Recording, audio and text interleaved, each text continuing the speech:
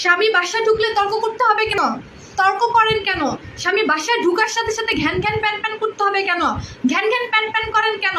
এই যে স্বামী যে সারাদিন আপনাদের জন্য রিজিকের সন্ধান খুঁজে আপনাদের জন্য রিজিক নিয়ে আসে, এটা কি ভালো লাগে না? এটা কি সহ্য হয় না? এখন কি আপনার স্বামী কি আপনার ঘ্যান ঘ্যান প্যান প্যান আর তর্ক শোনার জন্য বাসায় বসে থাকলে খুশি হবেন? আপনার স্বামী যদি বাদাইমা হয়ে বসে বসে আপনার তর্ক শুনে তাহলে খুশি হবেন? যদি খুশি না হন তাহলে স্বামী বাহির থেকে আসার পর স্বামীকে এক গ্লাস পানি দিবেন, স্বামীকে ভালোবাসা দিবেন, স্বামীকে মন উজাড় করে ভালোবাসবেন। স্বামীর সাথে তুই করে কথা বলা তো দূরের কথা, স্বামীর পা নিয়ে গালে ধুলোগুলা মাখবেন, গালে ধুলোগুলা মাখবেন। আল্লাহ খুশি হয়ে যাবে আরশের উপর থেকে, অ্যান্ড আপনাকে জান্নাত দিয়ে দেবে ইনশাল্লাহ। তর্ক করা যাবে না, স্বামীর সাথে তর্ক করা যাবে না, স্বামীর সাথে তুই তুকারি করা যাবে না।